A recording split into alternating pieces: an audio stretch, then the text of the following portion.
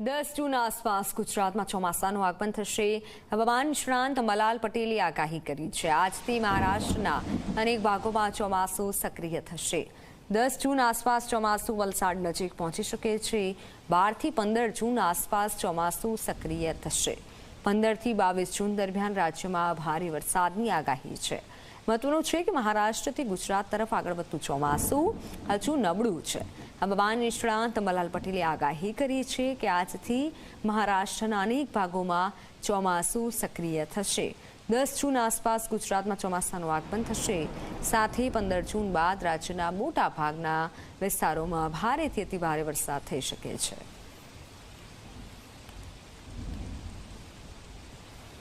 દેશમાં ચોમાસાનું આગમન થઈ ચૂક્યું છે. મુંબઈ સુધી ચોમાસું પહોંચી ચૂક્યું છે, પરંતુ હવે ગુજરાતવાસીઓ રાહ જોઈ રહ્યા છે કે ગુજરાતમાં ચોમાસાની શરૂઆત ક્યારે થશે.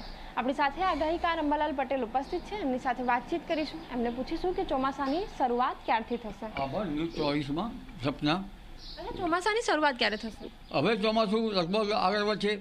8 થી 12માં મુંબઈ મહારાષ્ટ્રના ભાગોમાં ચોમાસું આગળ વધશે અને આજે જ ગુજરાતના કેટલાક ભાગોમાં અણધારો વરસાદ થવાની શક્યતા રહેશે.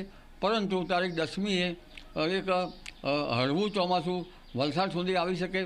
પરંતુ તારીખ 12 થી 15માં ગુજરાતમાં ચોમાસું વધુ સક્રિય થશે.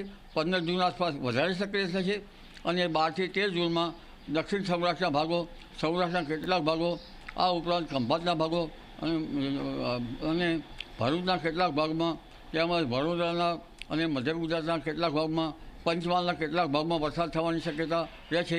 અચ્છા, ગુજરાતમાં ઓવરઓલ વરસાદની વાત કરીએ તો 12 તારીખે સાર્વત્રિક ગુજરાતમાં વરસાદ પડશે. અમદાવાદ, ગાંધીનગરમાં કેવી સ્થિતિ હશે? 12 તારીખમાં દક્ષિણ સૌરાષ્ટ્રના ભાગોમાં છૂટો છવાયો વરસાદ થવાની શક્યતા રહે છે. અમદાવાદ, ગાંધીનગરમાં જોવા જઈએ તો ત્યાર પછી ચોમાસું 15 થી 22 તારીખમાં વધુ સક્રિય થશે. આમાં લગભગ પંચમહાલના ભાગોમાં ભારેથી અતિભારે વરસાદ થવાની શક્યતા રહે છે. વડોદરા, આણંદ, બોડેલી, જંબુસર, ભરૂચ, સુરત અને નવસારીના ભાગોમાં ભારેથી અતિભારે વરસાદ થવાની શક્યતા રહેશે. દક્ષિણ સૌરાષ્ટ્રના ભાગોમાં ભારેથી અતિભારે વરસાદ થવાની શક્યતા રહેશે. અચ્છા, ઓવરઓલ વરસાદની વાત કરીએ તો ગુજરાતમાં વરસાદ કેવો રહી શકે? સામાન્ય કરતાં વધુ વરસાદ રહેવાની શક્યતા છે ખરી? 15 થી 22માં કેટલાક ભાગમાં ભારેથી અતિભારે વરસાદ થવાની શક્યતા રહેશે. કોઈ ભાગમાં 5 થી 6 ઇંચ વરસાદ ત્રાટકી શકે. અને ઉત્તર ગુજરાતના ભાગોમાં પણ પાટણ, મહેસાણા, કલોલ, કડી વગેરે ભાગોમાં વરસાદ થવાની શક્યતા રહે છે. આ ઉપરાંત પાલનપુર, બનાસકાંઠાના ભાગો, અરવલ્લી, સાબરકાંઠાના પ્રાંતિજ, હિંમતનગર વગેરે ભાગોમાં વરસાદ થવાની શક્યતા રહે છે. એટલે લગભગ ગુજરાતના ઘણા ભાગોમાં ચોમાસું આવરી રહેશે. ઉત્તર સૌરાષ્ટ્રના ભાગોમાં વરસાદ થવાની શક્યતા રહેશે. સુરેન્દ્રનગર, ધાંગધ્રા, હળવદ અને રાજકોટના ભાગમાં વરસાદ થવાની શક્યતા રહેશે. જામનગર, કચ્છના ભાગોમાં વરસાદ થવાની શક્યતા રહેશે. એટલે લગભગ ગરમી વચ્ચે હમણાં તો ગરમી છે, પણ ધીરે ધીરે ગરમી ઘટશે અને ચોમાસાની રીમઝીમ લગભગ મુંબઈ, મહારાષ્ટ્રના ભાગોમાં આજથી શરૂ થશે. અટકેલું ચોમાસું હવે ધીરે ધીરે આગળ વધશે અને ભારેથી અતિભારે વરસાદ ગુજરાતના કેટલાક ભાગોમાં થતાં લગભગ ડેરી સિસ્ટમ